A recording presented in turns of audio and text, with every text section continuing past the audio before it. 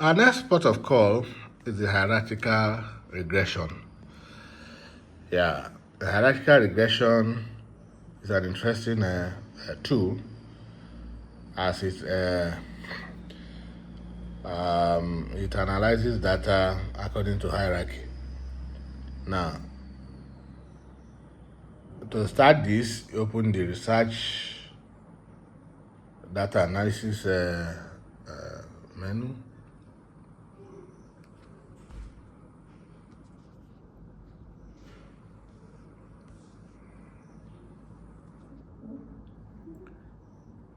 And then look for hierarchical.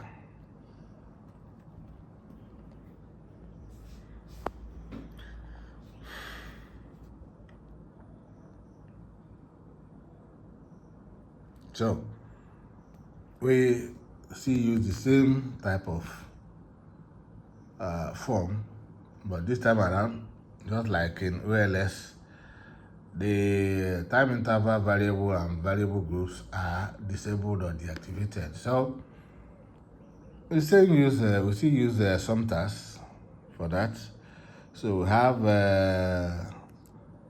meal as independent variable here, and then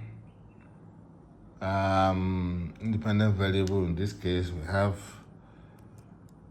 ing1, ing2, ing3, egg,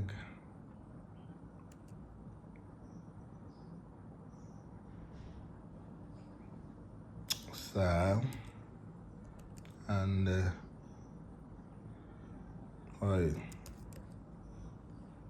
Okay, we can use tab to move faster.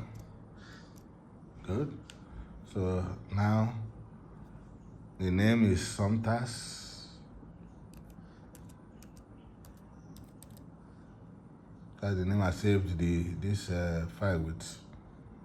I've used it many times now. So after then, you simply just click process data and then watch. Now you can see. You see the hierarchical regression. This is the plot as a line graph. Yeah, so the line graph. Yeah, this is the histogram.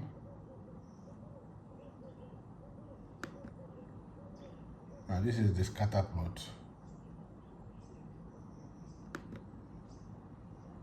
This scatter plot again. Yeah.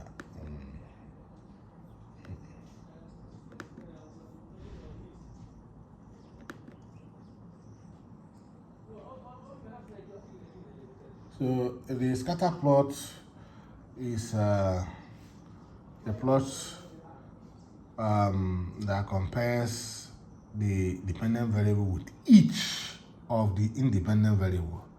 That's what we have been seeing. You can see this meal versus egg now. We have treated meal versus ing1, ing2 before. Now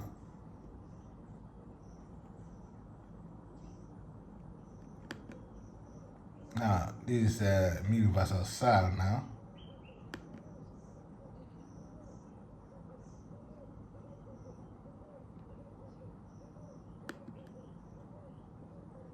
Meal versus oil.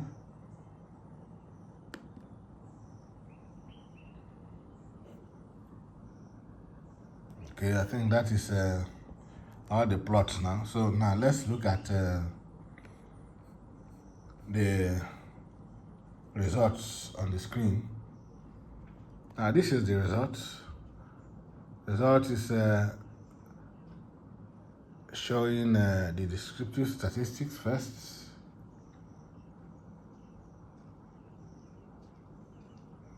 Then correlation matrix, variance inflation factor. This one is very high, very high indeed. Then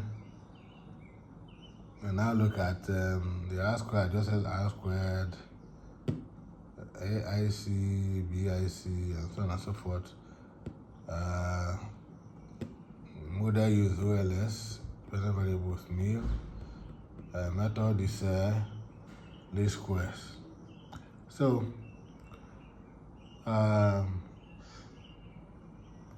here is comparing also constant and T with double wasting.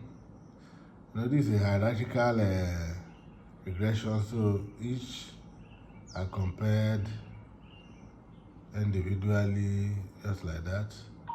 I mean, there will be first of all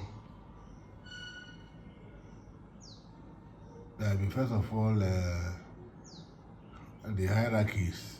It is the one that divides it into hierarchies, and then at the end of the whole thing, it will now compare all of them together. Now this all together. Now this one is the first one here is for ing 1 and ing 2. The first one, the second one here is for constant and ing 1 to ing 3. The first one here was for the constant and ing 1, and then before it now increased to ing 1, ing 2, ing 3, and then here now it now has to add all of them together. So you can see there are 3 hierarchies that it did with this analysis. The first hierarchy is the constant with the first independent variable. The second hierarchy is the constant with the first to the third independent variable, while the third hierarchy is all the independent variables to combine together. So it makes the interpretation a bit easier, and also looks at it how each of these hierarchies affect the dependent variable, how each of these hierarchies affect the dependent variable. It's a very nice one, and it is good that we are seeing them now. As before, it will always show the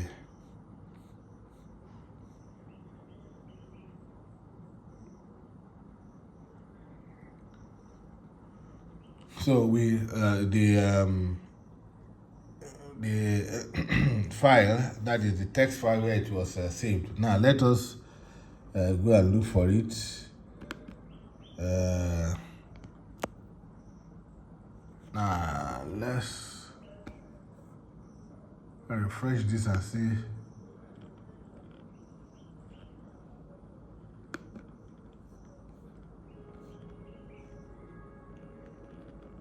Okay, that's it. That's the hierarchical regression. This is it. This is the histogram, and this is the text. That is, yeah, that's the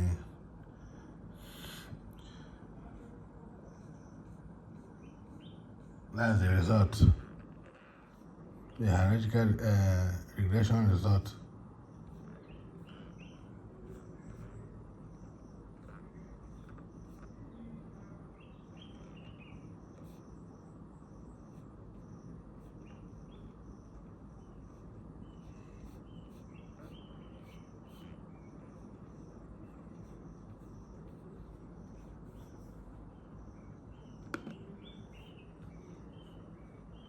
And then, of course, we have their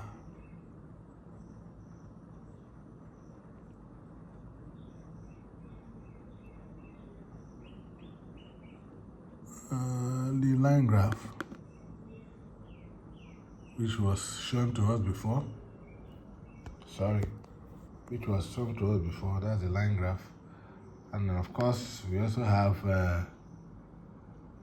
the histogram, which was also shown to us before. And then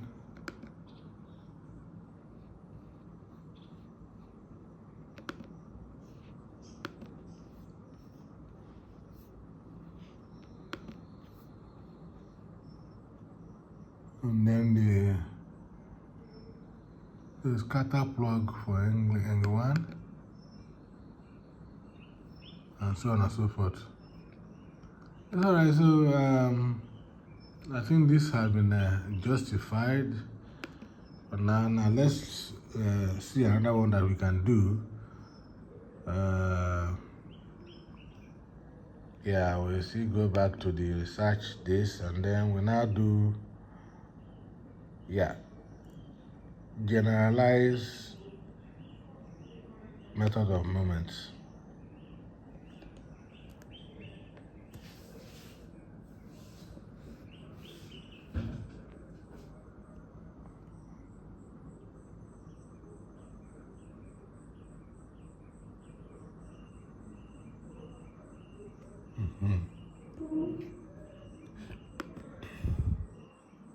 Now, yeah, something, yeah, okay, let me restart this so that you can clean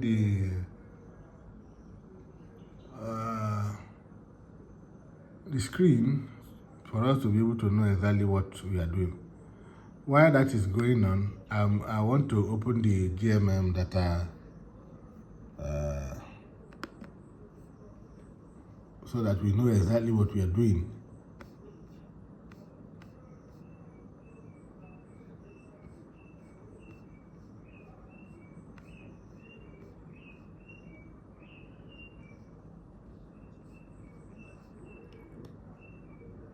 Yeah, this is the GMM data. The Excel file for GMM data. Let's see exactly what is there, so that we won't make a mistake when we are entering the data, the variable names.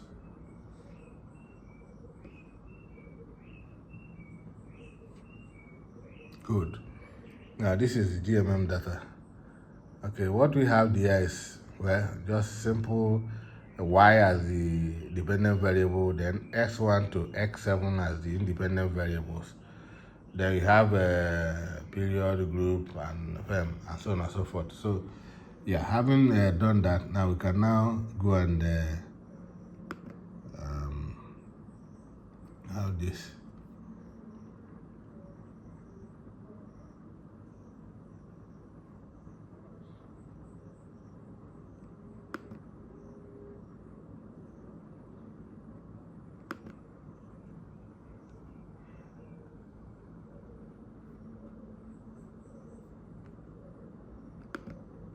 Okay, now let's go back to the GMM.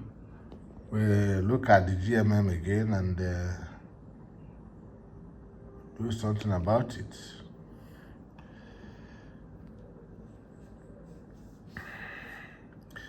We wait for it to show us what we want to know. Good. Now,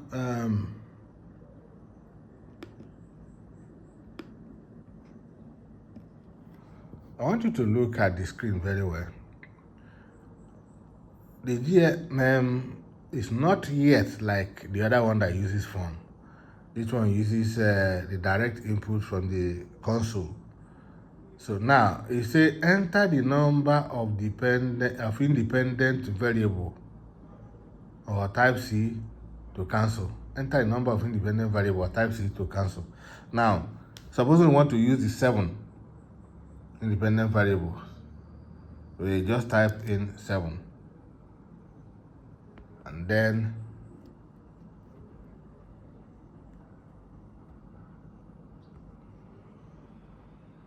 just type in 7 and then we press enter. Now, it now says enter name of the dependent or outcome variables. Enter name of the dependent or outcome variable.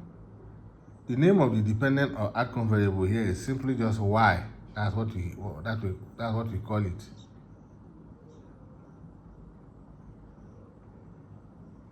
So now it's not asking us to enter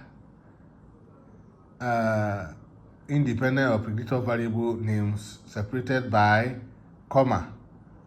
Yeah, it's not 10.7 maximum, which is what we just typed. So now we have x1, x1, x2, x3, x4, x5, x6, x7. Press enter. Now that's it.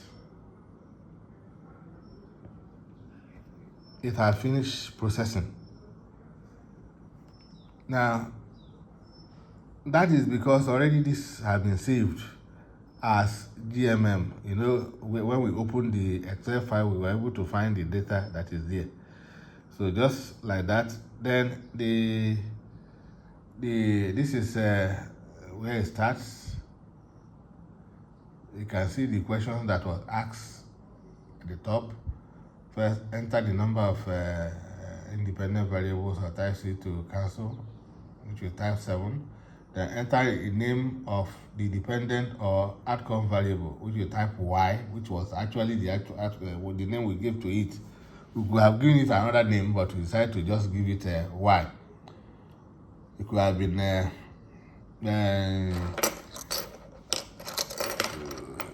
sales or whatever, but we decided to just give it Y. So that's it.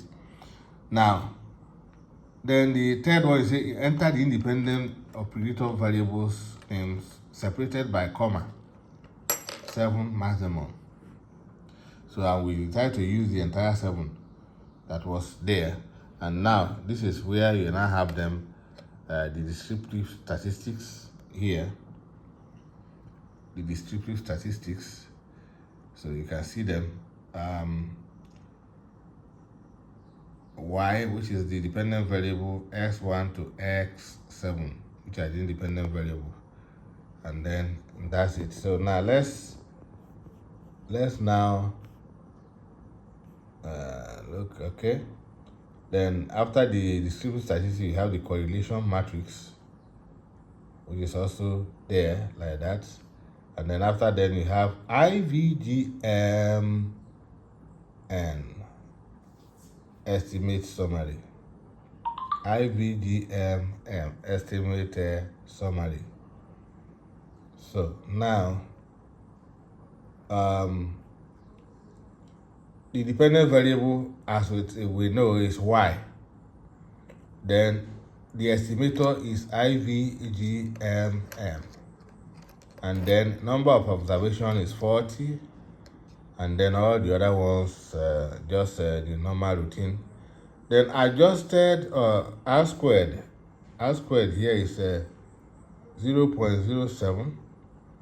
Then adjusted R squared is minus this, and then F statistics 5.1737. Probability of F statistics is 63, 0.63, which is not which is not significant. And then the distribution is chi-square distribution 7. Okay. Now, parameter estimates. These are the parameter estimates. T starts and then the p-value. Well, this one, I don't think using the p-value, none of them is except the intercept. The intercept is the only one that is significant here. The other one, none is significant.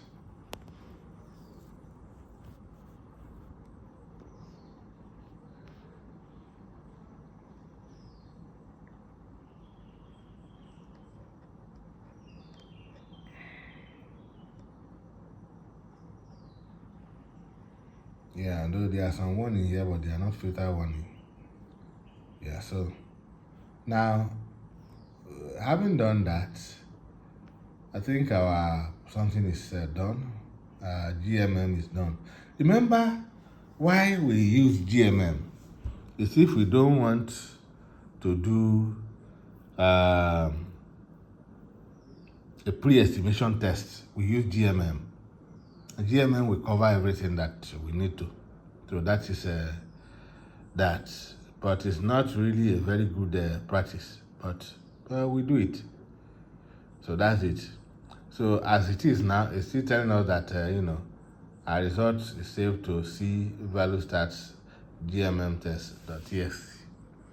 So now let us see if we can actually look at that. I mean, if we can see what it's telling us about.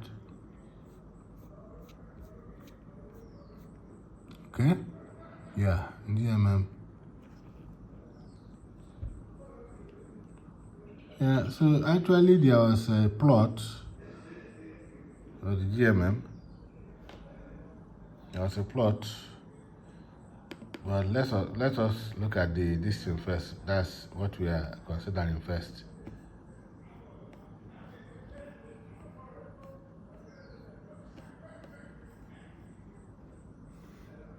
Okay, that's just the GMM. Yeah, that's all right. Now, let us look at the plot. That is the plot of the GMM. Bar chart first. The bar chart is funny. No, they can't. Okay, it's funny because the whole this thing was just. The bar chart is funny. Now, line graph. Line graph is also funny. But